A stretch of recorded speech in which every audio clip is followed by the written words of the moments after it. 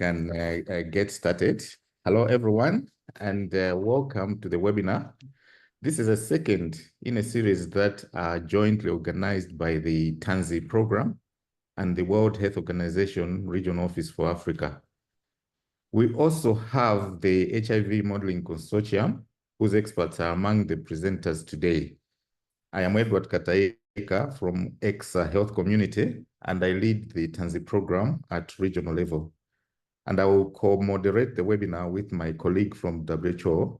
She will introduce herself when she takes the floor. Now, just to mention that our topic, sustainability of HIV programs, is very important and a timely one. We all know that virtually all countries in sub-Saharan Africa implement HIV programs, and these benefit from external financial support to varying extents. Since the beginning of this year, we have witnessed rapid and unprecedented changes to the financing landscape, and HIV programs have not been spared. They are among those that have been affected by the changing landscape, which includes loss of some donor support. How best do HIV programs adjust in order to stay the course towards meeting the ambitious HIV targets for 2030 and beyond, which countries have committed to? There's clearly a risk that some gains may not be sustained if programs do not adjust adequately to the evolving financing landscape.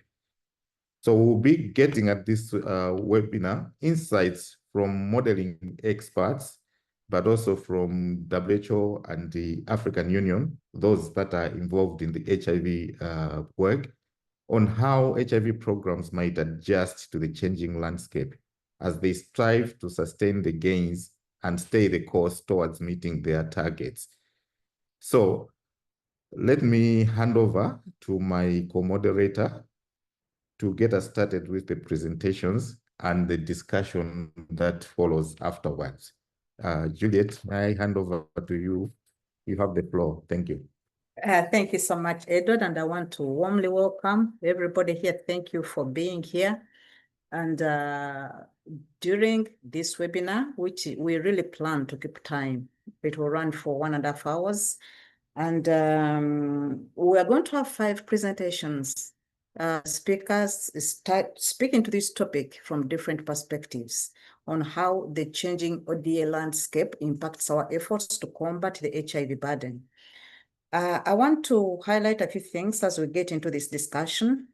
I'll let it be interactive. We have a Q&A. Please keep the questions flowing. We'll respond online as much as we can, but also we'll have time at the end of the presentations to discuss, and we'll be raising some of the important questions that will be in the Q&A to the bigger audience when we get to that time. But also you'll have a chance to speak directly when we get into the Q&A session. So keep an eye also on the chat. We'll be sharing resources, publications, links to websites where you can get more information in reference to what we are discussing today, but also any other relevant information that may be useful for you as you work through this subject from your countries or from the offices where you sit. Now, the 5 presentations, I want to introduce my speakers, and I will introduce them as we go through the session. We'll have them one after the other, such that we reserve the time for discussion at the end. And at this point, I want to introduce my first speaker, who is Andrew Phillips. Andrew is a professor of epidemiology at the University College London, and he has worked extensively on HIV, including cohort studies and randomized clinical trials, and also the partner study. In recent years, Andrew has focused on modeling the potential HIV policy options, mainly in sub-Saharan Africa context. So, Andrew, please, may I invite you to take it away? And you have 20 minutes max, and I'll keep an eye on the time. Over to you, please. Thank you very much, Juliet. Thank you, Edward. Hopefully you can confirm that you can all hear me okay.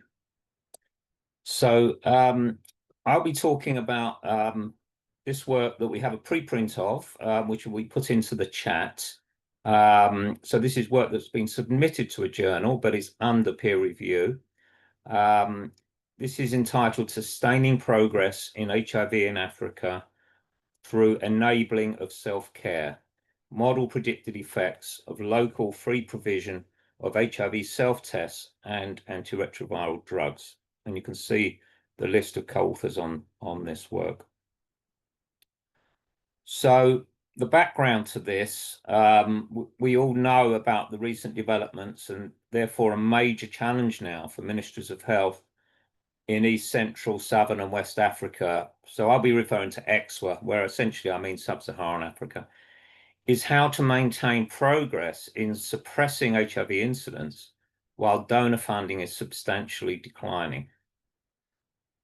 Just to point out that this funding crisis comes after a period of positive developments, one of which is the introduction of dolutegravir as a drug. A second is the fact that TLD, tenofovir, lamivudine, dolutegravir combination drug cost has declined further to below $35 US per year. And that we have HIV self-tests now with high sensitivity available for $1.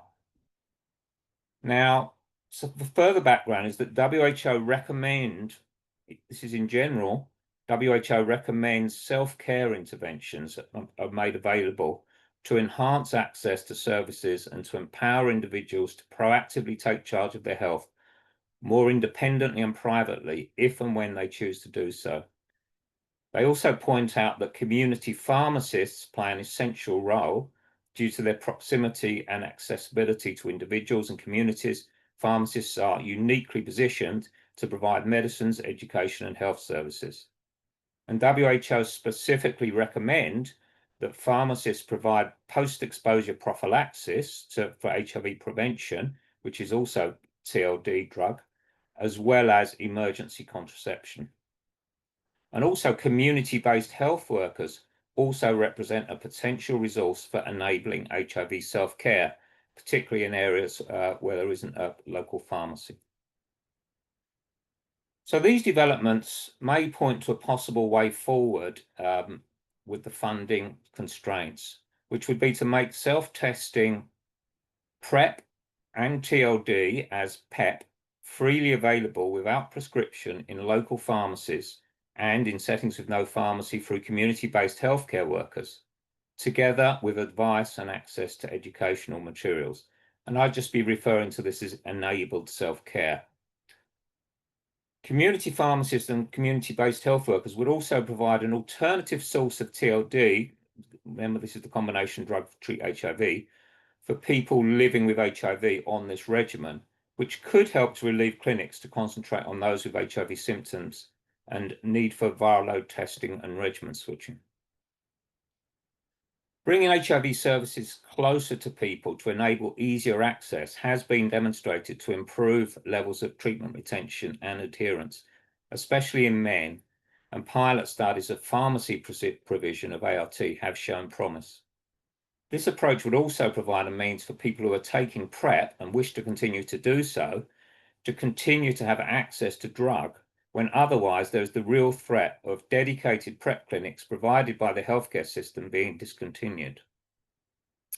WHO guidance supports use of HIV self-tests for PrEP and PEP, including for long-acting injectables, and community initiatives to provide these are critical.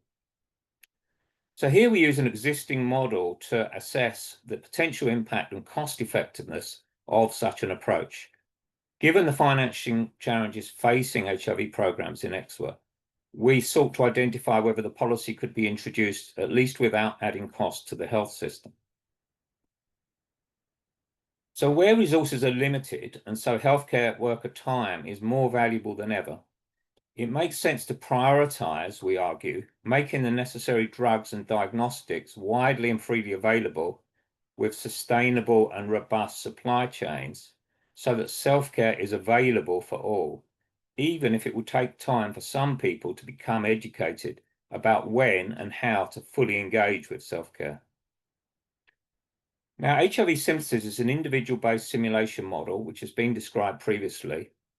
Each model run simulates a population of adults from 1989 with variables updated every 3 months. And I've listed a few examples of those variables, but there are many in the model.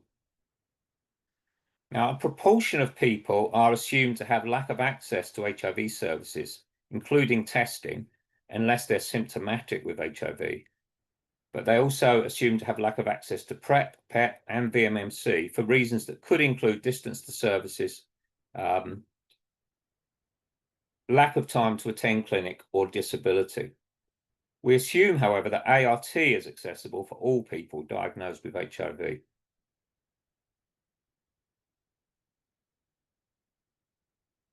So through sampling of parameter values at the start of each model run, we run this model 1,000 times and create what we call 1,000 setting scenarios, which reflect uncertainty and assumptions and a range of characteristics similar to those seen within ECSA countries.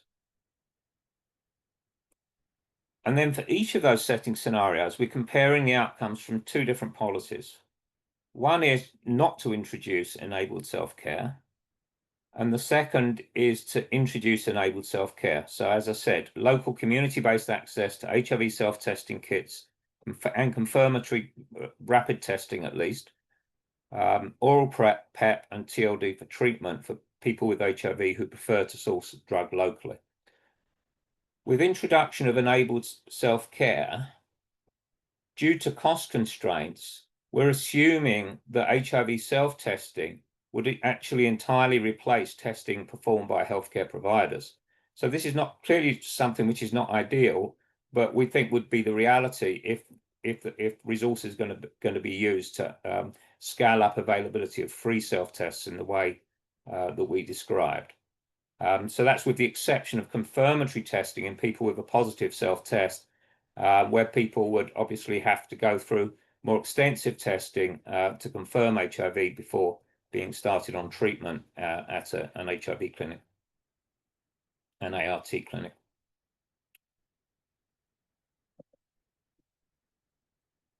Our provision by pharmacists and community health workers with introduction of enabled self-care is envisaged in our model as providing backup access to treatment. And it's not that people with HIV would no longer be registered with a healthcare system and an ART clinic. Now, importantly, we feel we have to acknowledge concerns in several countries over sustainability of viral load monitoring in the newly constrained financial climate. So pessimistically, we assume under both policies that viral load monitoring might be replaced by viral load testing being restricted to those with clinical HIV disease symptoms on treatment. And likewise, under both policies, we again pessimistically assume that a worst case that VMMC does not continue. So we're not saying that either of these shouldn't continue. We think they're both highly beneficial, but we think the reality might have to be that they can't. And so in both scenarios, we're assuming that they don't because we want to try and be suitably realistic. So the policy, this is then summary of what we're comparing. So this is what we currently have as a summary in terms of what interventions are in place pre-2025. So then with post-2025, without introduction of enabled self-care, as I said, we're assuming that VMMC and viral load monitoring as routine monitoring is going to stop. As I said, we hope it doesn't, but we feel like we have to take that pessimistic view. Now, with the introduction of enabled self-care, those are stopped as well, but we have healthcare system provided PrEP services no longer providing those services, and HIV testing by healthcare staff no longer able to continue. But on the other hand, we have free local HIV self-testing access. We have free local access to PrEP drug to enable self-care PrEP. We have free local TLD access as backup for people with HIV who can't get to clinic to get their drug. And free local access as PEP, which is already recommended by WHO that is introduced. So the cost and cost effectiveness analysis methods, these are the costs if you look at the preprint, you'll be able to see this in more detail. The costs that are being assumed, I won't go through them in detail. We present results in terms of DALYs averted, but also net DALYs averted, which brings kind of costs and DALYs into one single metric, taking into account costs and DALYs for a given cost effectiveness threshold. The absolute numbers that I'm going to be showing are scaled to a setting of a population size of 10 million adults in 2024. And the analysis is from a healthcare perspective, and unless stated otherwise, costs and healthcare outcomes are discounted to present values at 3% per year. So I mentioned the 1,000 setting scenarios. This gives you a summary of what they look like in 2024. And on down the left, you can see we've got like the HIV prevalence, the HIV incidence, so various measures of the status of the epidemic and of treatment and of the 390s. And then in the middle column, we've got that for all, and then men and women separately. And then we've got some data in the third column, mainly from the FEAR surveys from various countries in the region, showing the values there. As I said, we view these setting scenarios not necessarily just representing countries in aggregate, but subsettings within countries as well. So these are then the results. So first of all, because of the widespread availability of self-testing, the implication is that there could be an increase in the proportion of adults testing per 3 months because of free local availability and with increased education about use of those tests, leading to an increase in the proportion of people with HIV diagnosed, again, because of the greater availability locally of free testing. The proportion of diagnosed people with HIV on ART, the model suggests would increase slightly as well, because we know that one of the reasons why people are not retained on ART is the difficulty in reaching clinic to continue to access ART. And that's obviously particularly at times of, for example, extreme weather events, and we have the pandemic. Those kinds of reasons can also add to that. And then the proportion of people with an indication for PrEP or PEP who are taking it, we predict would be increased. Again, because PrEP is available more locally, although it would involve self-care for PrEP, so self-testing for PrEP rather than being administered by a healthcare worker, and access to PEP as recommended. So anyone that's had a risk, including, for example, sexual assault, would be able to access PEP within 24 hours as is really needed. So these are the predicted effects on HIV incidence and the number of HIV-related deaths. And then the predicted number per year of children, of women with HIV for which the child is infected at birth or through breastfeeding. And then finally on the right here, the undiscounted cost. So this is the undiscounted cost. You see before 2025, we had this peak.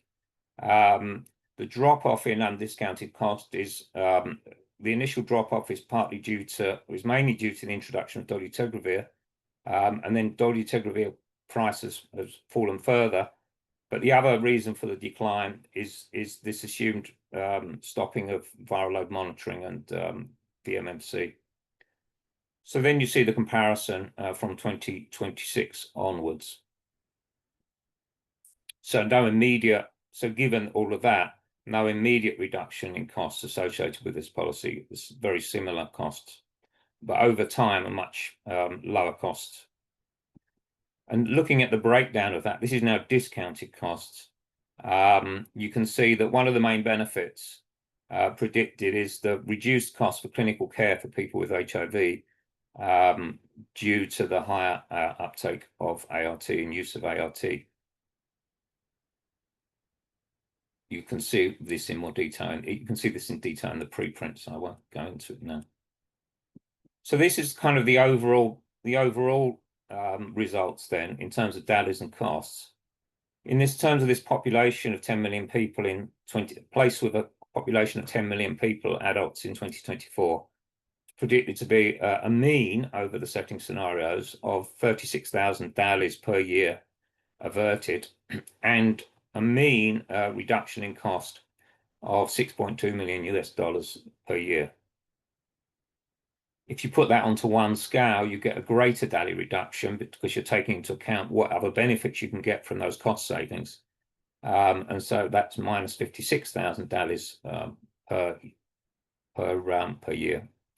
And then we're looking at what's the additional cost that could be incurred for this to remain cost effective as an intervention at the $300 per DALY averted threshold. We've formerly been using a $500 per DALY threshold.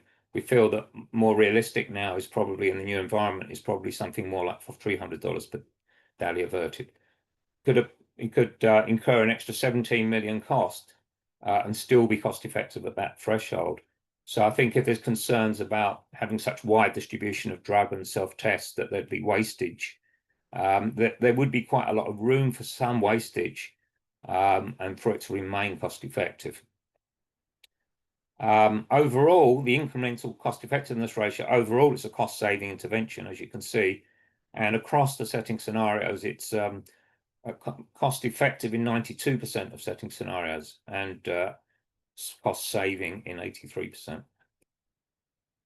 So just a few comments. Overall cost savings are largely driven by the reduced number of people predicted to develop advanced HIV disease, which can often incur expensive care costs, including hospitalizations, and these are likely borne by domestically funded parts of the healthcare system.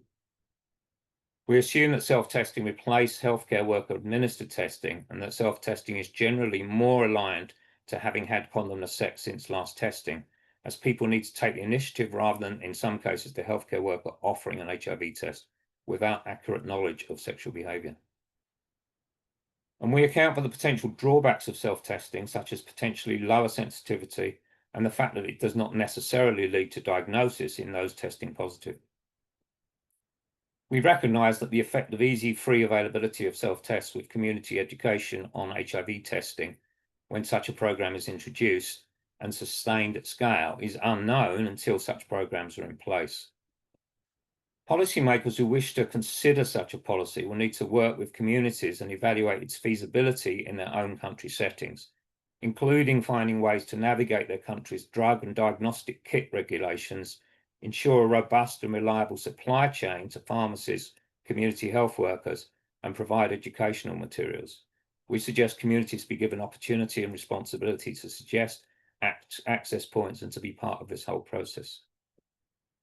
Having the option to collect data in multiple settings may reduce stigma and improve retention on ART, as we've said. Having TLD available locally in communities is already recommended by WHO for use as PEP, as I've mentioned. Since the pharmacist community health worker role merely involves facilitating access with no gatekeeping, it should be that the role could be played by lay providers with basic training alongside educational material being easily accessible. And WHO has long recommended lay provider and decentralized delivery. Possibly, in time, hopefully, injectable PrEP and ART can also be available locally in this way.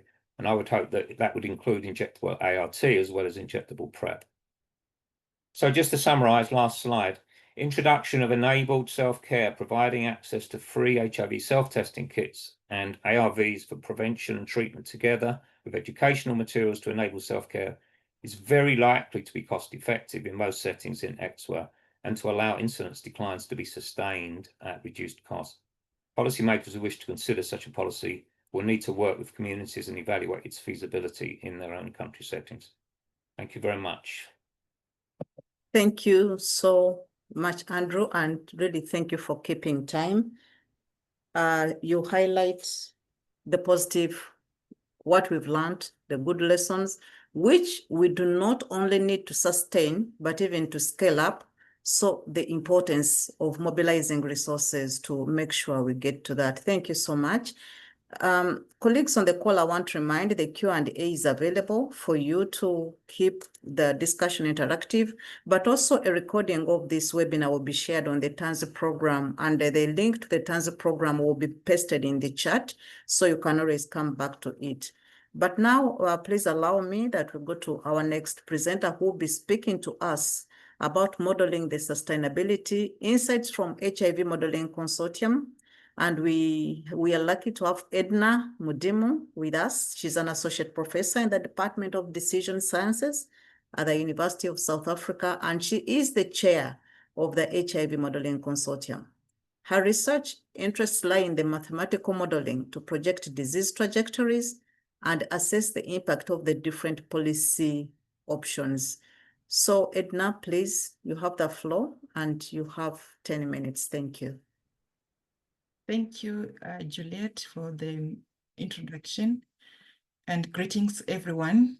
I would like to thank the organizers for giving me this opportunity to present the work that is being done by the HIV Modelling Consortium, some of which you have just heard from Andrew Phillips. In this talk, I will share key insights from our recent work on the sustainability of HIV programs, with a focus on modeling contributions to evidence-based decision-making in sub-Saharan Africa. Next slide.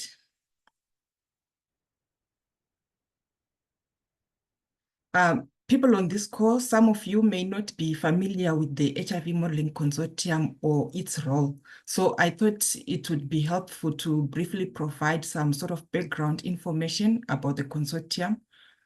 So the consortium was originally convened from a secretariat that was based at Imperial College London under Prof. Timothy Hallett in 2010. From 2019, the secretariat was transferred to University College London under the PI of Prof. Andrew Phillips, who just gave us a talk. And beginning from this year, the secretariat was transferred to University of South Africa with myself as a PI and Prof. Andrew Phillips as my co-PI. So the HIV Modelling Consortium exists to inform HIV policy through rigorous evidence-based analysis. Its core mission is to strengthen scientific support for decision-making by coordinating and facilitating the use of mathematical modeling to guide HIV programs, particularly in sub-Saharan Africa. So the consortium fosters collaboration among world-leading modeling groups and also promotes meaningful engagement between world-leading modeling groups and policy stakeholders. And by enabling mutual support and knowledge exchange, it ensures that modeling insights are aligned with policy priorities and grounded in real-world needs. Since its inception in 2010, the HIV Modelling Consortium has worked in partnership with the country programs, mathematical modelers, UNAIDS, and the World Health Organization to sort of provide timely evidence that informs strategy and resource allocation. So the work of the consortium spans through epidemic projections, cost-effectiveness analysis, and scenario planning, and everything is tailored to real-world decisions. For more information, I will refer you to our website, and the link I shared on this slide, I also put it, it's also in the chat. I see that it has been shared by Catherine. Thanks, Catherine. Next slide.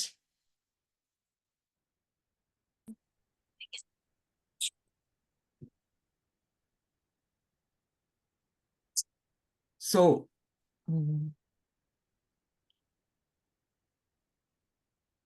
I think we have moved a bit faster. So here I'm going to speak about the role of modeling in ensuring sustainability. So mathematical modeling provides critical insights for navigating a complex environment that we just heard from Andrew Phillips. As you can see, global funding is declining and the national health system, they assume greater responsibility. So sustainability has become a central challenge in HIV programming. And if you look at sustainability, it goes beyond financial resources. It includes ensuring long-term epidemic control, continuity of service delivery, and equity in access. And when you look at mathematical modeling, you find that it actually provides the critical insights for us to navigate this complex landscape. It enables us to simulate outcomes under different policy and budget scenarios before decisions are implemented in the real world. I think you have already seen from the work that Andrew presented. This includes things like testing combinations of prevention strategies, projecting long-term costs, and evaluating the cost effectiveness of these various program choices. So modeling plays a vital role in helping countries understand the long-term trade-offs of their investment decisions and tailor responses to these specific national contexts. With significant cuts in donor funding, national programs are really under increasing pressure to plan for a sustainable transition. So modeling will play a critical role in anticipating the impact of shrinking budgets, helping countries prioritize essential services, optimize resource use, and strategically phase in domestic financing, while safeguarding progress toward the long-term epidemic control. So the HIV Modelling Consortium is available to contribute to this effort by producing rigorous policy-relevant evidence that will support decision-making in designing sustainable, impactful HIV responses. Next slide. On this slide, I'm showing the work that has been done by the HIV Modelling Consortium that has contributed to supporting sustainability. At the top of the slide, you see that we have got a publication that happened in 2014. The study was led by Eaton, where 12 models were used to assess expanding ART eligibility to all adults, regardless of CD4 count. So results from the modeling work showed that treat all approach significantly reduces HIV incidence and mortality, with early investment delivering long-term health and economic benefits. So this is actually central to a sustainable HIV response. The second study that you see on this slide, published in the Lancet HIV in 2021, we used 5 models to assess the impact of COVID-19 disruptions on HIV services. It highlighted how external shocks can reverse gains and emphasized the need for resilient, forward-looking systems. The third one, it's another modeling work that was also focused on COVID-19, which evaluated the trade-offs of continuing HIV services during the COVID-19 pandemic.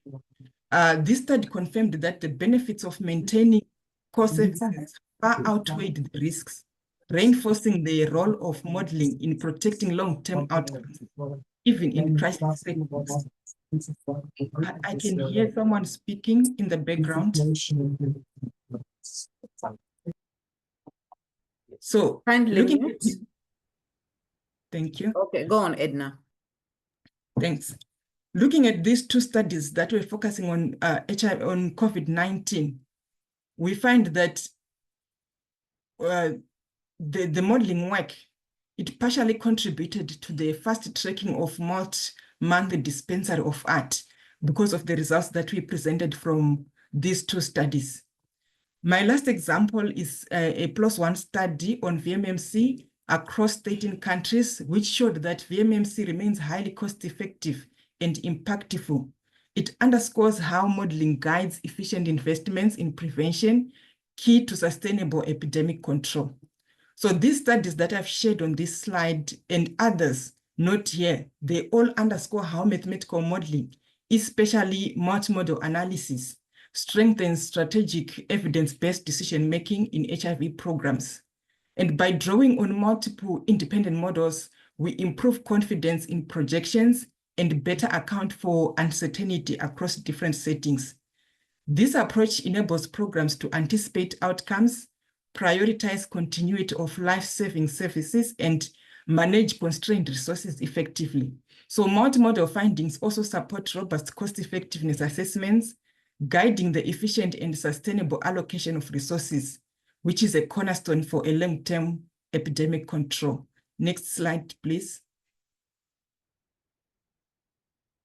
So this slide, it highlights studies that use single model analysis. I've spoken of multi-model analysis. We also do single model analysis, which is similar to what Andrew presented and what we are going to hear from our next speaker. So single model analysis, they provide context-specific insights, allowing programs to customize interventions based on local epidemiological trends, health system capacities, and available resources. So such tailored evidence supports feasible and cost-effective program design with a focus on long-term impact. Next slide.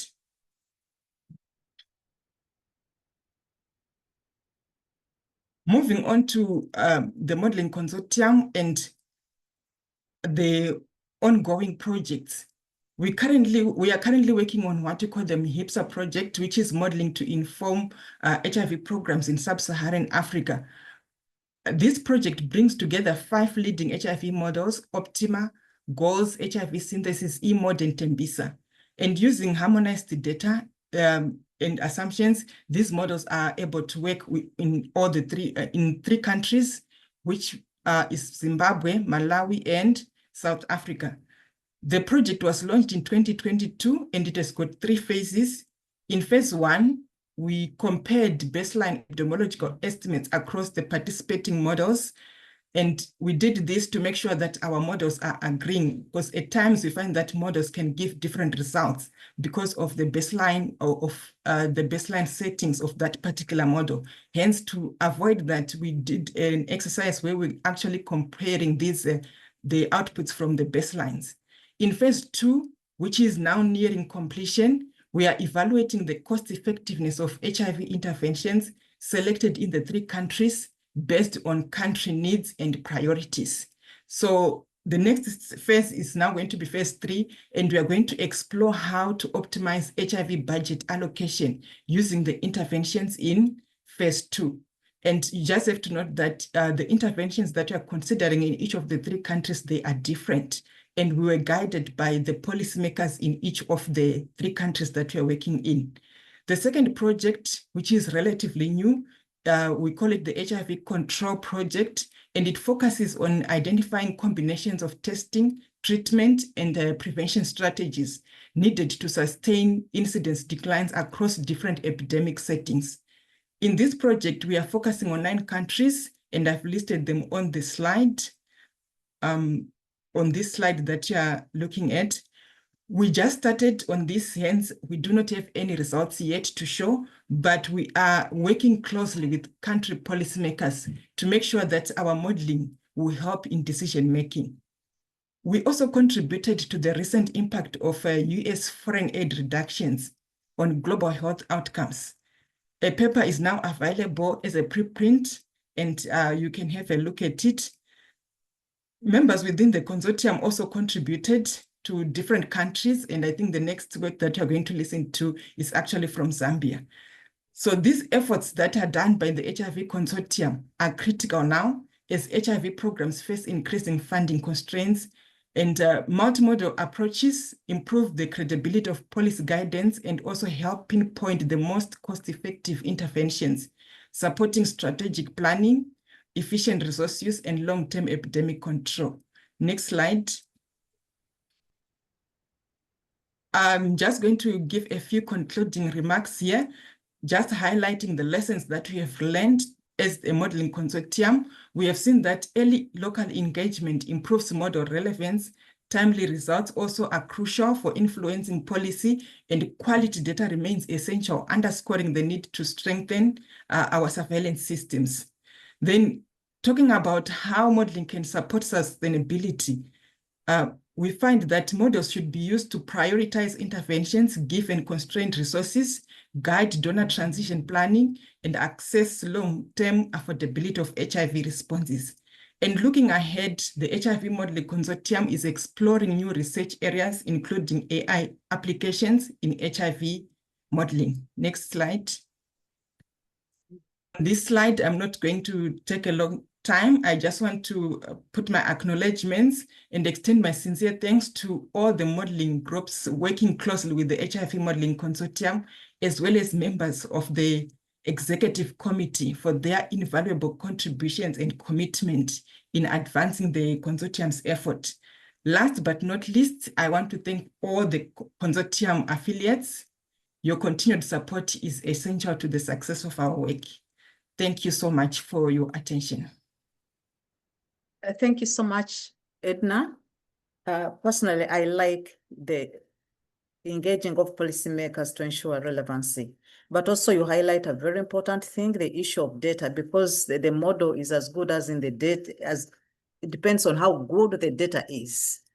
If you put in poor quality data, of course, the output will be suboptimal. And I like the expansion in coverage of countries, and we'll come back to some of these things in the discussions. But now let's move on to our next presenter, who will be speaking to us about the impact of US bilateral aid disruptions on HIV in Zambia.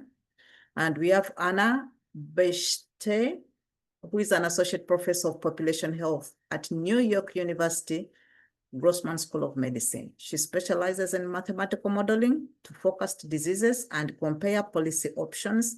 And she'll speak to us in the next 10 minutes on the impact of US bilateral aid disruptions on HIV in Zambia, building on to Edna's presentation. Anna, over to you, please. Thank you so much, Juliet. Hopefully you're seeing me. My camera is behaving itself. Yes, we are good. We are seeing you and we are seeing your presentations. Please carry on. Thank you. So the work that I'm about to share is really led by the Zambia Ministry of Health, as you can see here, with Lloyd Mulenga and his colleagues, including the Permanent Secretary, Kennedy Lishimpi. And so this is an illustration of a modeling group really working with a ministry to use modeling as a conduit to reflect the ideas that the ministry has and carry those assumptions forward. So I want to acknowledge that. Next slide, please.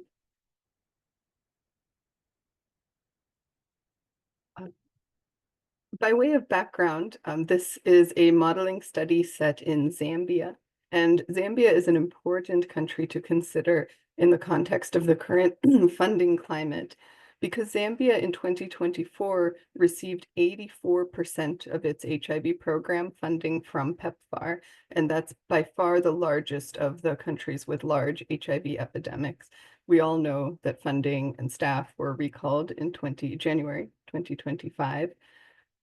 In the case of Zambia, just to give a little bit more context, the countries where USAID was in the provinces out of the 10 provinces where USAID was a major implementer are the 5 provinces you can see here that cluster around the DRC. So Luapula, Copperbelt, Muchinga, Northern, and Central Province. And in those provinces, there were actually USAID workers providing frontline care, so doctors and nurses. And then, of course, throughout the country, PEPFAR had a large role in maintaining appointment systems, data systems, specimen transport. So this was really quite a shock. And so the purpose of this study was really for MOH to estimate the health and epidemiological consequences of the disruptions that were taking place and to compare what would happen if these disruptions persist for different lengths of time. Next slide, please. So I don't have a whole lot of time to delve into the methods today, but very briefly, next slide, we did this work using an agent-based model known as eMod-HIV, calibrated to HIV data in Zambia. And so under the hood, this model looks at the demographics of the Zambian population in each province. It models HIV transmission on a network of relationships with different relationship types and populations with different behavioral patterns. It models the progression of HIV disease and the effect that treatment has, and then it models the care and prevention continuum. Next slide. And so in this case, we wanted to use this model to estimate the impact of disruptions in Zambia with scenarios informed by the Ministry of Health. And the scenarios that we came up with was that 40% in the 5 provinces that I mentioned, Luapula, Copperbelt, Muchinga, Northern, and Central, 40% of new and returning clients would lose access to treatment, and that throughout the country there would be an increase in treatment attrition up to 20% per year, which is approximately the rate seen before many of the retention supports, such as appointment systems, defaulter tracing, were put in place. We also assume PrEP access would be reduced so that PrEP is only available to pregnant and breastfeeding women, that VMMC provision would end, at least a subsidized version, and that all of this would go on for 3 months, 1 year, 4 years, or unabated. That's a typo, it's 4, not 3 years. And we looked at the outcomes of HIV infections, HIV-related deaths, and HIV prevalence from 2025 through 2060. Next slide, please. And so briefly, what did we find in this analysis? Next slide. In terms of HIV mortality, shown here, so you can see the annual number of HIV-related deaths in these graphs in women on the left and in men on the right. The blue shows what would happen if no disruption had occurred and the services that were being provided continued to be provided in the same way all the way through 2060. So you can see that we had forecasted a steady decline in HIV mortality. The yellow represents a 3-month disruption to these programs. So you can see that mortality spiked quite abruptly and then declined. And that spike represents 32,000 additional HIV deaths cumulatively over the period. So that's the area between the yellow curve and the blue curve, which is a 9% increase in total HIV deaths. Similarly, the red line here shows what would happen if the disruptions persist for a year. So that's 115,000 additional HIV deaths, or a 31% increase.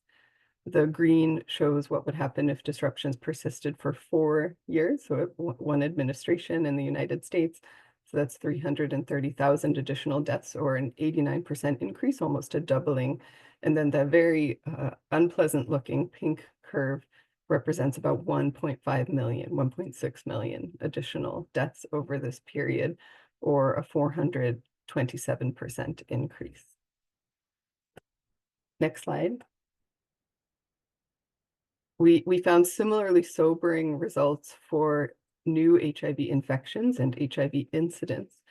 The difference that we noted between deaths and incidents is that incidents increased much more rapidly after a disruption. And this makes sense because if a person were to temporarily lose access to treatment or have a higher rate of attrition from treatment, they would immediately have the potential to transmit HIV to another person, but they would have at least some time to survive until they developed HIV disease. So the effect on incidence was much more immediate, and you can see a great resurgence of the HIV epidemic.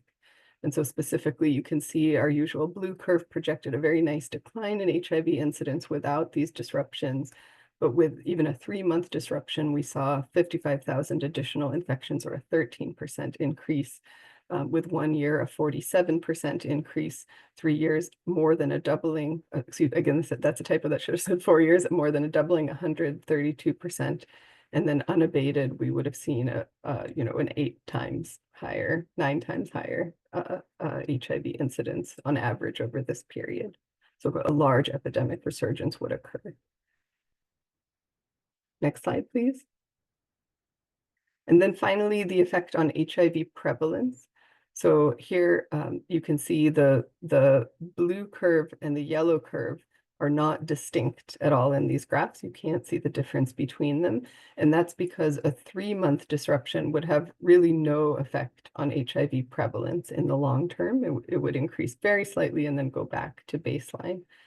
But if we look out 20 years, you can start to see a bit of an effect that a longer disruption would have. So disruptions lasting a year, you can start to see that red curve. 4 years, you can see the green curve very clearly. And an unabated disruption, the pink curve here, you can very clearly see a rebounding epidemic. And in that case, you would see that prevalence overall would increase by almost threefold in men, a little more than 2-fold in women. And then it's not shown here, but very concerningly, more than 40-fold in children. Next slide.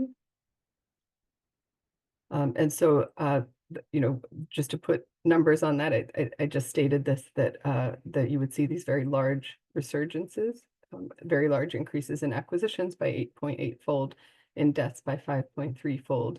And numerically, the largest number of deaths and acquisitions would occur in women, about 800,000 deaths, 1.5 million HIV acquisitions.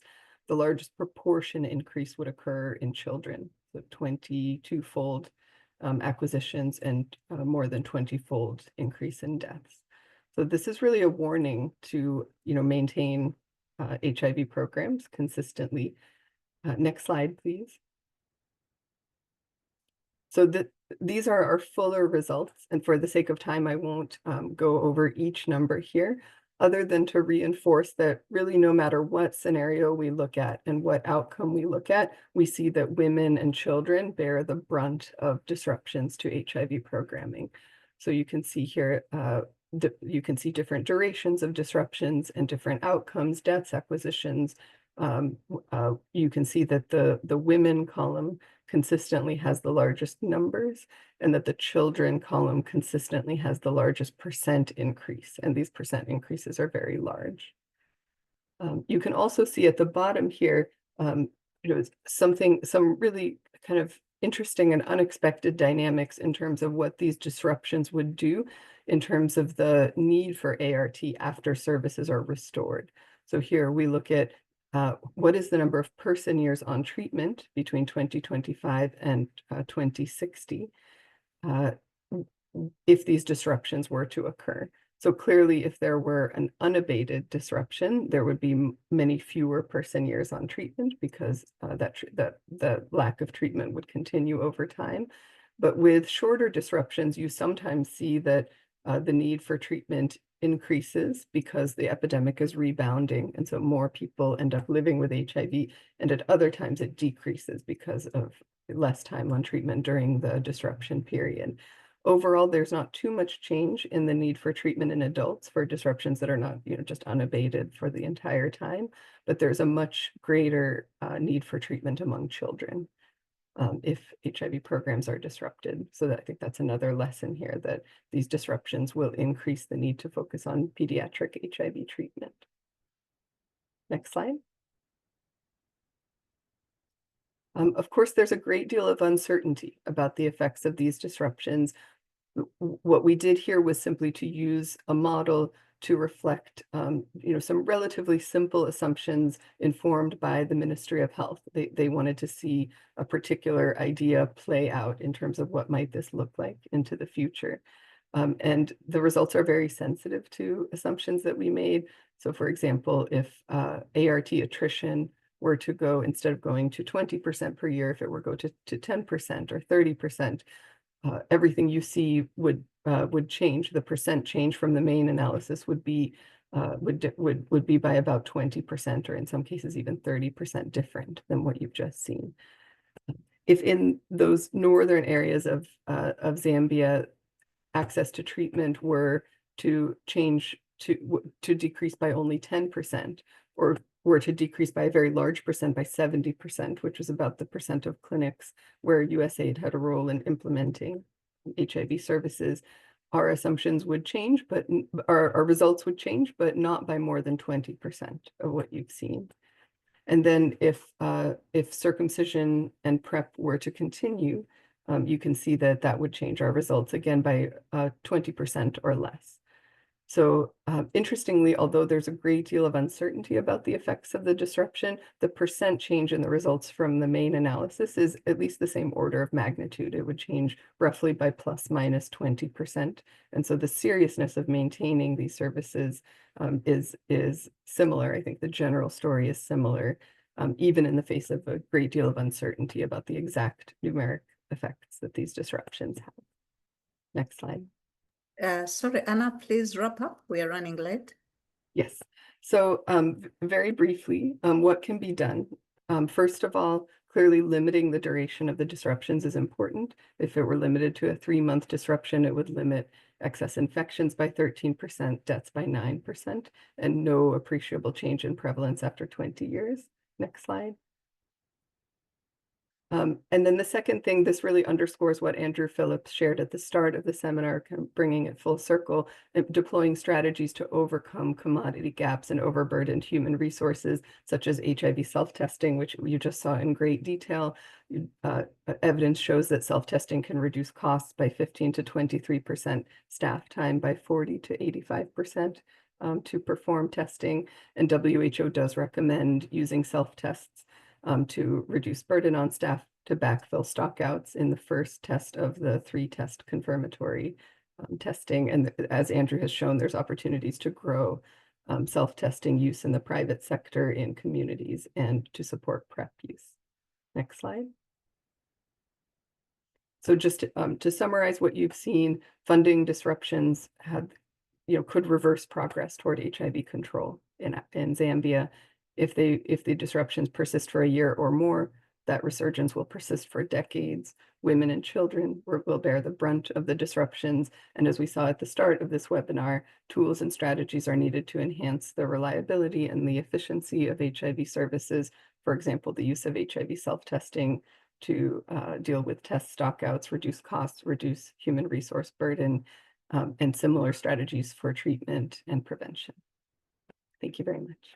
Thank you so much, Anna. I think the disruptions do not only impact progress towards control of HIV, but also universal health coverage in general, and we need to keep that in sight. But thank you so much for this very insightful presentation.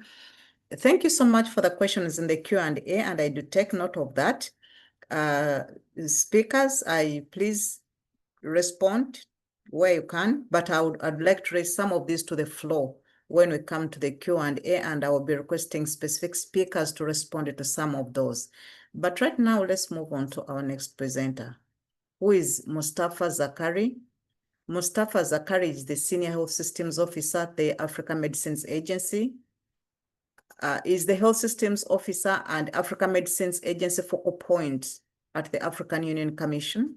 Is an applied economist, advancing Africa health systems and sustainable development. He has played a key role in coordinating the establishment of AMA and the continental health financing programs, emphasizing the stakeholder collaboration, advocacy, and policy design. He has played a similar role in coordinating the AIDS Watch Africa, an AU-led platform mandated to lead advocacy, accountability, and resource mobilization to end the HIV, AIDS, TB, and malaria in Africa by 2020. He's skilled in transforming complex challenges into solutions. He fosters partnership and governance frameworks aligned with continental priorities. With advanced degrees in applied economics, he has published on regulatory harmonization and amidst post-COVID economic resilience. He's fluent, he's bilingual, French and English fluent, and balances professional rigor with community leadership. He's dedicated to equitable, evidence-based policies, uplifting African communities. Mustafa will be speaking to us about the continental perspective on the sustainability of HIV programs, of course, from the African perspective. So, Mustafa, please keep it to 10 minutes, and over to you.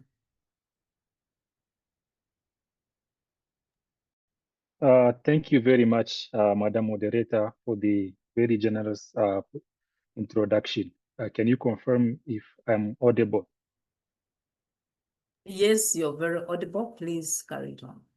Yes, it's an honor for me to be speaking at this very important convening, and I would like from the onset to really thank ECSA-HC program and all the affiliated partners for organizing such an event and extending invitation to the African Union Commission to share perspective on what is happening. And then I believe the scene has been set, and the presentation of Anna just concluded has cleared the way to actually talk about what is happening. And I think going back to Anna's presentation, which is just only a case in what is happening and what might be the case of many other countries. The African Union Commission also has been are concerned very seriously with the situation. And in that regard, we actually organized a consultation with AU member states in March 2026, and to kind of understand how they are coping with the challenges. And we actually titled the webinar the changing financial landscape, challenges and then opportunities to actually discuss. And we had quite a good number of countries' presentations whereby they really presented how the funding situation has been received in the country, what challenges they were facing. Of course, March was early for them to have an assessed impact of what the funding cut would be, not just across HIV, which is also part of the affected areas, but equally also across these other programs like tuberculosis and malaria. And because this also has a financing part to it, we made sure that we invited countries that have organized national health financing dialogues recently to actually give a perspective in how they see this as a call to also kind of have a focus on ensuring that there is a strong domestic resource mobilization that really addresses those challenges. And some of the reflections I really would like to provide from the perspective of AIDSWatch Africa. Maybe if I may say a few words about this platform. It is an AU-led led advocacy, accountability, and resource mobilization platform that is mandated, as you rightly said, Madam Moderator, to really end the epidemics of HIV, TB, malaria by 2030. And we have some of the members of the panelists actually in this meeting have been presented in that platform. And even the meeting we had in March was also in that very same spirit of ensuring that we use that platform to hear what is happening in our member states and provide policy guidance and orientation. And I think some of the key insights that came out from the consultations, member states were caught unprepared, and this is very easy to understand if we take into consideration the fact that many of our countries are still building back from the pandemic of COVID-19. Of course, it was not a surprise. We've been talking about building strong and sustainable health system in the continent, on the continent, for the last 6 years under the Africa Leadership Meeting on Investing in Health initiative that I think ECSA and colleagues from York University are also partner to ensure that there are homegrown solutions. This is one thing. The second, we also did hear how the situation has really brought back a focus on some of the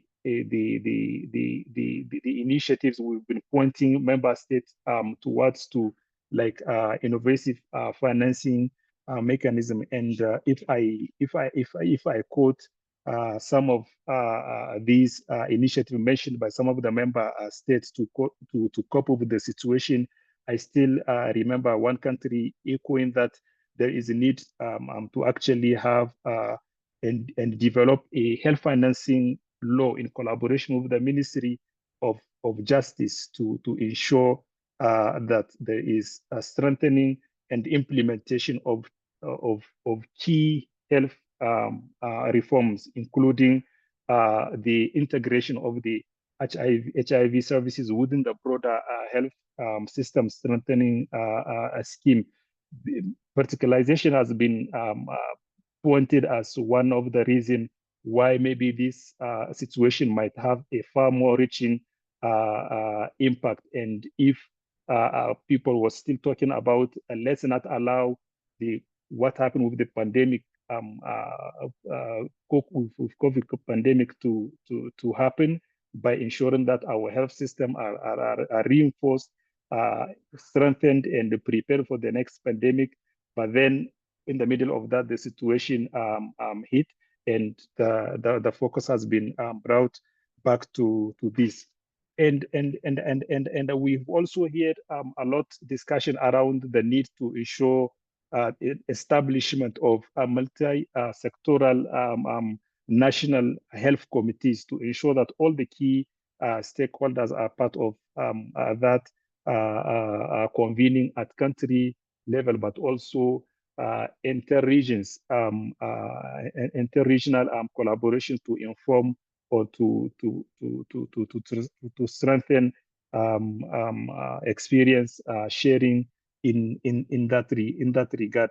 There is also need to increase the investment of private sector into health through adoption of appropriate frameworks, or the rollout of community-based health insurance has also come out strongly. And I think ECSA has also taken part of that event, where they made a significant contribution around what the College of Health Science is doing in training the health workforce and helping with retention and then of course reduction also of reliance on external expertise.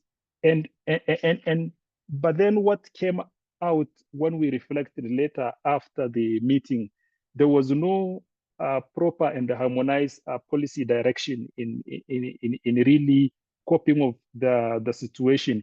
And I think one of the reasons is because, if we can say in brackets, there is a bit of distractions. It's not like we do not have the right policies or interventions to make sure that our health programs are sustainably funded, but there is a lack of focus on implementation. And in that regard, the guidance we are receiving from our principals is to ensure that we use this situation not only to provide the requested support to our member states to really ensure that the hardly fought gains are maintained, but also to make sure that there is focus once again to those funding commitment, like the Abuja 15% declaration requesting member states to allocate at least 15% of their national budget to health. And looking at Andrew's presentation, I think innovation is the way to ensure that we reverse the situation at a cost-effective with a cost-effective approach. I have received the presentation with a lot of interest. I have my own follow-up questions, because as we speak, we are preparing for some high-level engagement to ensure that we have all our member states aligned to the continental prioritization, but also on our policy framework, and then of course on a sustainability roadmap. If I may mention to this very meeting, there is an EU sustainability roadmap to 2030 that speaks a lot on HIV, that has been recently adopted by the Assembly of Head of States. And we've tried over the course of the last 2 years to organize an extraordinary summit to endorse the roadmap, but the roadmap has been endorsed by the Ministers of Health and recently by the Ministers of Health. And we're now planning to see how do we ensure that we roll it out, we convene a high-level policy dialogue to actually agree on how do we move forward with the implementation of that roadmap towards sustainability. And I'm sure some of you are aware of that roadmap, but of course, we are going to launch the process, since we already have it endorsed, and we just need to implement. And there is also Mustafa, please wrap up. Yes. In 30 seconds, please. Thank you. Yes. There is also the upcoming AIDS Watch Africa expert meeting in across around early November to actually look at how the implementation of HIV, TB, and the malaria program has been over the last of 2 years, and provide guidance in a report that will go to head of state to be endorsed, and of course guide the policy direction for the next few years to come. Last but not least, under the also banner of the Africa Leadership Meeting on Investing in Health, we are preparing a high-level dialogue of ministers of health and finance to discuss health financing and agree on the way forward regarding all this situation. Thank you very much.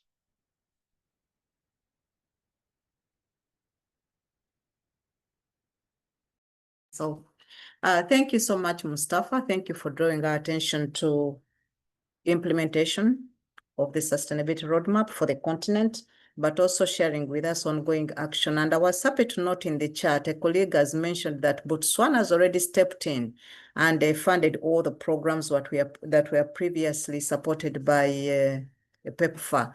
So in the interest of time, please allow me to move on to our last presenter, who will be speaking to us about analyzing the potential of the impact of external funding cuts on health systems in the WHO African region. And to take us through this is Professor James Avoka Asamani, who is the Regional Advisor on Health Workforce at the WHO Africa Regional Office, a seasoned health economist, a public health expert, but also doing a lot of work around health workforce development, but also is a faculty at the Northwestern University in South Africa, where he's a professor in the Center for Health Professionals. Extensive expertise in Africa, building health systems, but also teaching, conducting research, and publishing. So, James, may I invite you to please keep it to 10 minutes and take us through your presentation, because we really need time for Q&A so that participants can also have a chance to speak to us. Over to you, James. Thank you very much, Professor Nabyonga, for the kind introduction. Alex, if you have my slide, please, let's move to the next one. The purpose of this presentation is to highlight some descriptive analysis that was done at the WHO Regional Office, and also an assessment of vulnerability of countries' health financing systems due to the ongoing cut in international development aid. So we thought to find out who is spending how much, at where, and for what, and also to look at how much potentially countries stand to lose given the aid cut. But that part of the analysis is omitted for this presentation. The last is how much vulnerability are countries facing given the aid cut. Let's move to the next slide, Alex. So by way of process, in April 2025, WHO undertook a stocktake assessment of 108 countries to understand the evolving situation of the external aid cuts. 45 out of 47 countries in the WHO African region participated in this exercise, and this yielded enormous information around what was happening in countries. And based on that, we then undertook a comprehensive assessment of data source of secondary data, looking at data from WHO's Global Health Expenditure Database, the OECD disbursement data, World Bank data, as well as IMF data. And we augmented that with literature review to understand the patterns of the flow of funding and also the vulnerability that countries stand at risk of. And this, we have tried our best to validate this across the country offices of WHO to ensure that the findings are consistent with what they also know on the ground. Next slide. To put the context, in Africa, for the last several years, we've seen that 24% approximately, or you can say one of every $5 that is spent on health has been based on funding that is coming from external sources. And if you look at the graph to the right, it tells you for different countries what their level of dependency on aid for their domestic health financing is. So some are as high as 65%. 5 countries are actually above 45% in terms of relying on external aid for their health financing. Next slide, please.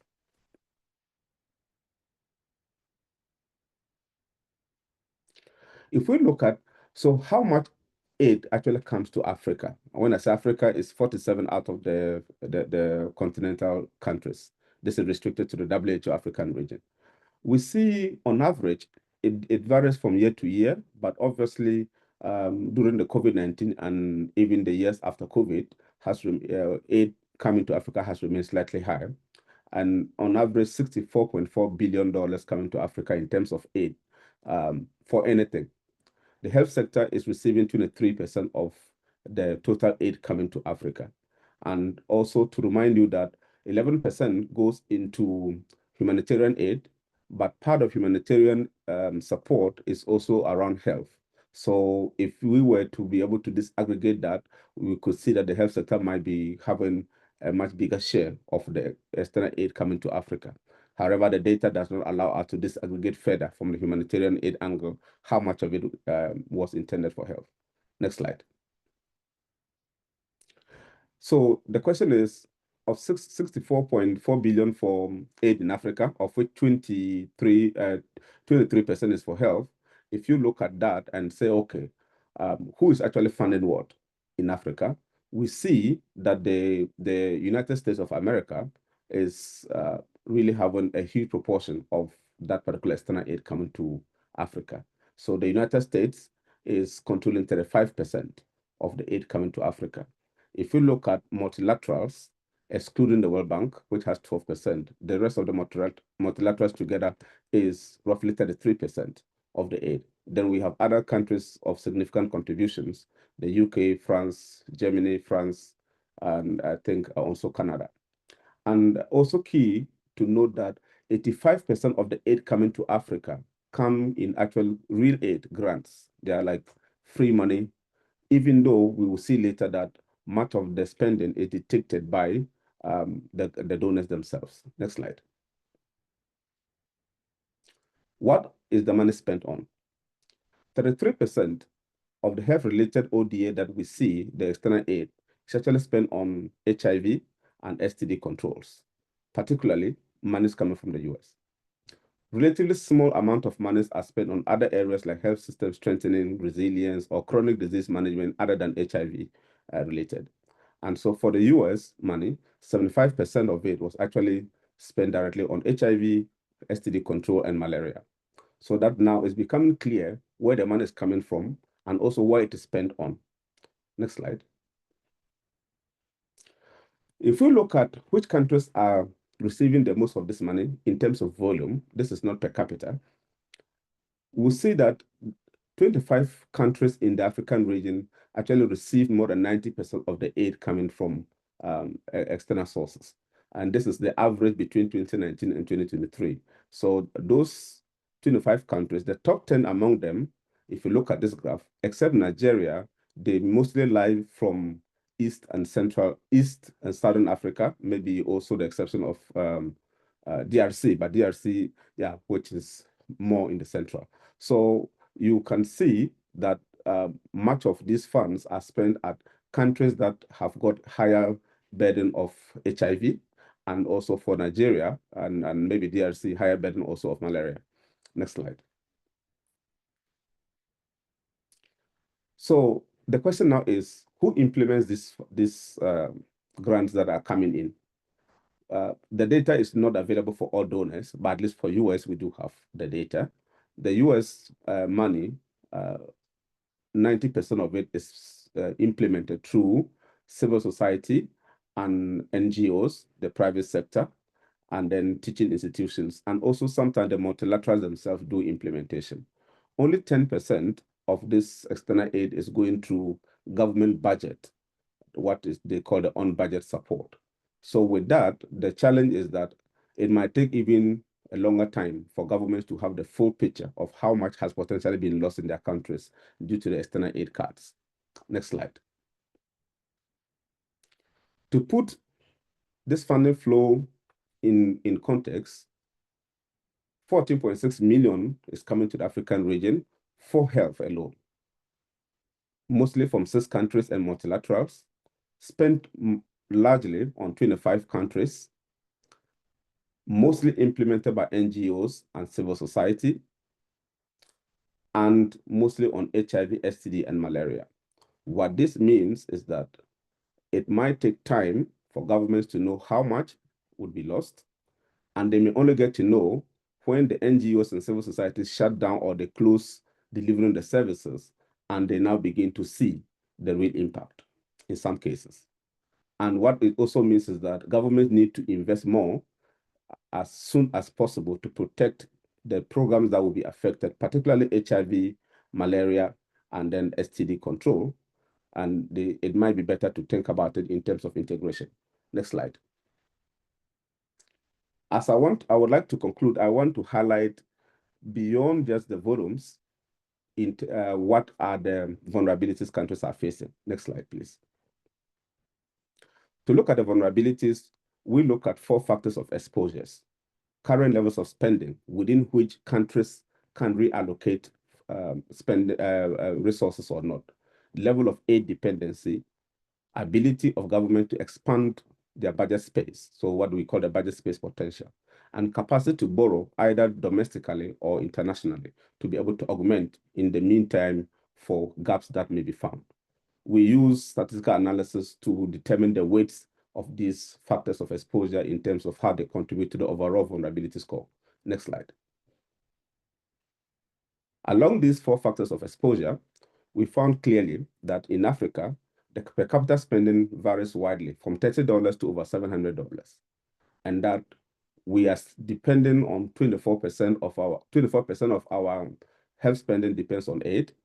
70% of the countries are potentially facing stagnation or contraction in the government ability to expand public spending, which would include health, and that 49% of the countries are currently either in debt distress or they are at high risk of debt distress.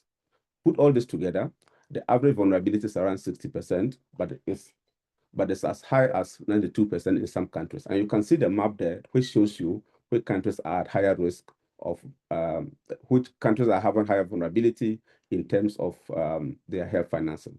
Please, can I go to the next slide? Yeah, so 14 countries have very high vulnerability. Malawi leads the pack, Burundi, South Sudan, among others, Tunisia. Next slide. And 13 countries also have high vulnerability that they ought to take action. Next slide, last slide, I think. Okay, so please go to the next one. One recommendation, yes. Yes, by way of recommendation, we suggest that countries should, as overarching principles, protect essential services and focus on protecting the vulnerable groups. This would include ensuring that the programs that are heavily affected by the funding aid cut should be protected. That they should preserve and expand their budgets through efficiencies and then through raising new revenues and pulling them together, and that they should align the country's actions with their fiscal space. We actually strongly recommend that countries have dialogues to agree on what to do, but most importantly, address issues about integration of services to minimize the inefficiencies we see in our service design and the mode of service delivery. I would like to thank you for the chance to discuss this and happy to take questions. Over to you, Paul. Yes, thank you so much, James. Now, I want to mention that we are running late, but we are going to try and answer a few questions here. And what we do not answer will be answered and still shared alongside the recording of this webinar. So I think if you allow me, maybe we keep it to 10 minutes max, and then we've got to wrap up this session. Now, I want to put a question to Anna, and I'll use my prerogative as chair to assign some of these questions. Dennis, are you online? Dennis Waneka? If you are, please unmute yourself. But if you, Dennis, are you? Okay, but he asks a question and is in reference to, yes, Dennis, are you online? Dennis Waneka, I see you online. Please put your questions to Anna. Thank you. Thank you very much. Are you able to hear me? Well, I don't know why we do not hear you, but Anna, there's a question in reference to the model. Does it take into consideration the inclusion of key populations? To what extent does it take into consideration integration of previously HIV-supported services into health systems? To what extent does it take into consideration increases in government funding? Will we still see the output you pointed to, specifically the increase in deaths, the increase in prevalence? So quickly respond to that, and other presenters, I will request that perhaps you post your answers to these questions on the chat. Over to you, Anna. That's a great question. In terms of key populations, our model includes some, but it's not comprehensive. No, Anna, you're muted. We don't hear you, please. Testing, testing. Can you hear me? Testing, testing, testing. Can you hear me? I can hear you, Anna. So, Yes, sorry, Anna, we thank- don't hear you. No, Should I Juliet. pass it on to Yes. somebody else to respond? Anna, we can hear you. I can hear you. I think Juliet, your microphone may be off. Alex, do you hear Hannah? I'll proceed. I'm sorry, Juliet, for speaking Oh, over you. I think your sorry. microphone may be off. To respond to the first question regarding key populations, our model includes some, but is not comprehensive. It includes sex workers and clients. Doesn't do a very good job currently with MSM, with transgender populations. In terms of integration and increases in government funding, I think that's clearly the way forward. And what I've shown you are two extremes, you know, of rather complete disruption persisting over different periods of time versus a complete restoration of services. But I think we all know that the future will likely be somewhere in between those two extremes. You know, it may be difficult to continue some services. Andrew recently spoke about viral load monitoring. There are questions about certain prevention programming, but other essential services like ART, I think it's clear that there will be integration and an increase in government funding for those. So think of what you've just seen as maybe a bounding analysis, and the future will be somewhere in between. Thank you so much, Anna. I think, Dennis, the error was on my side in terms of connection, but I see you are there. Please, do you want to, because you had several questions, do you want to raise another question to the floor? Dennis, over to you. Thank you very much. Juliet, I think in interest of time, the team can just respond via the chat. In case someone needs more clarity on my question, I'm more than able to share or re-ask. Over. Thank you so much, Dennis. And colleagues, please, participants, keep an eye on the chat. Some questions are already answered. But I think on my side, I want to put a question to Edna. Your model is so strong on the quantitative analysis of things in reference to sustainability, but I think we look at sustainability from several perspectives. There's the financial sustainability, which is the very obvious in this case, but also institutional capacity is important for sustainability. And again, drawing on some of your own statements, the issue of optimizing resource allocation is a capacity issue. Designing impactful HIV responses is a capacity issue embedded within institutions. So how does the model take into consideration institutional capacity, which is a core component of sustainability? Over to you in perhaps half a second. Thank you. Thank you so much, Juliet, for the question. The current models that we have in our HIV modeling consortium, they do not really address capacity in terms of institutional directly, but we can actually model the impacts of changes in adherence levels, in maybe the retention levels, or the distribution of ART in the different countries. I'm not sure if I've answered you properly there. Yes, you have, but maybe we can also take on the debate beyond this. Allow me to pose the very last question from my side again, and this time to Philip. We are talking about so much modeling HIV, but we know this is important even for building health security, modeling climate change, the likely changes from that aspect, and building mitigation measures. So what are the plans to expand this capacity? Yeah, I think it was Anna who mentioned the increasing number of countries, but I think let's also talk about the increasing scope of this modeling expertise to build health security and health system resilience. So what is the thinking in this modeling landscape to do modeling beyond HIV? Over. Yes, I mean, I think that within the sort of modeling community, insofar as we can call it a community, there's a recognition of trying to help to support capacity in the various areas of modeling.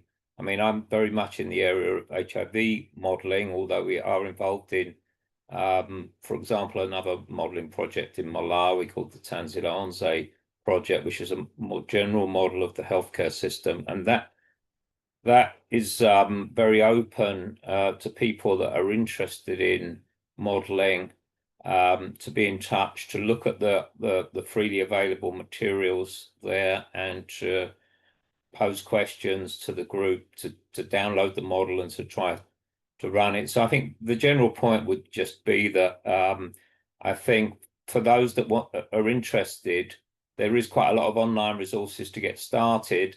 And then once you've got started, people are very happy to hear informed questions about their model and to move forward and to potentially collaborate. It would be my experience. Thank you so much. And one short one to James Samani. You've talked about vulnerability, but again, in reference to the cuts we are seeing around HIV, would you say the same? If you take it from a health systems perspective, with the same countries fit in the same boxes of severe vulnerability, mild vulnerability, because it's important, we are talking about building a resilient health system. So over to you, James, briefly. Yes, Prof, thank you. So in the analysis, we actually tried to look at it more broadly. It was more about the broader vulnerability of the health system due to the funding cut. And in one of the slides, which I decided to skip for want of time, we tried to look at the vulnerability scores versus UHC coverage scores. And countries that had lower UHC coverage scores tended to have higher vulnerability scores. And also we looked at the vulnerability scores versus out-of-pocket spending that will push people into poverty, below the poverty line. Countries that also had higher vulnerability scores tended to have more people likely to be pushed beyond the poverty line if they use health services. So these are measures of overall system vulnerability that, if it is not mitigated, would go far beyond HIV. And also important to mention that the funding aid cut, as you saw, 64.4 billion coming to Africa, 23% of that came to health. That means we have 70-something% that went into other sectors. It means that the vulnerability will not just be limited to health. It will actually have impact in other sectors, which will have another impact on health. So there will be more than a one-way direction in terms of the impact on health. And maybe we need more modeling and more assessments to uncover all of this. Thank you. Thank you. And now I'll hand over to my colleague, my co-facilitator, Edward, who will take us into the wrap-up of this webinar. Thank you. Over to you, Edward. Yeah, thank you very much, Juliet, for facilitating the session. We are coming to the end. We are actually already past the half-hour mark. So I'd like to thank all the attendees for participating, for joining the webinar. I know the biggest constraint we have is time, so it's not possible to get everyone to actively participate. But I'd like to thank you for being there and for listening to the presentations. To our speakers, again, I say thank you very much for those insightful presentations. We have heard how the modeling work informs or can potentially inform a range of decisions relating to HIV policies and programming. We heard of the two approaches, the multimodal analysis, which tends to improve credibility of the evidence, and the single model analysis, which is country-specific. We also heard from the AUC. They talked about the ALM commitments and to improve mobilization of domestic funds. And I think this is very important when we talk about sustainability of HIV programs. One aspect, of course, is financial sustainability. And it's important that as we discuss this, we situate it in the context of the ALM, which is the continental agenda. We have also heard, and it's quite encouraging, how other countries are already coming in to fill in the gap that has been created by the loss of external funding. Botswana, I think, has been cited as an example, and I think that's quite encouraging also. WHO talked about the issue of protecting essential services. As funding dwindles, or as it dwindles potentially, we need to focus on prioritizing essential services and the vulnerable populations. These are just a few things I could have gone on, but in the interest of time, I think I'll just mention a few highlights from what I've heard from the speakers. So this brings us to the end. As the micro-facilitator mentioned, we are going to have a recording of this webinar circulated to everyone in due course. And some of the questions that we're not able to address during this live session are going to be answered, and they'll be sent along with the recording. And finally, just to announce that our next webinar, the third in the series, will be on the topic of community health workers. So we are going to share the details through our platforms, LinkedIn and X. And I think we're also going to share it through our networks, emails. So once the dates have been determined, you're going to get this. So once again, let me thank you all for attending and for active participation, those who participated. We will now bring the webinar to a close. Thank you very much. See you again during our next webinar. The webinar is now closed. Thank you. Thank you very much. Thank you so much, everyone.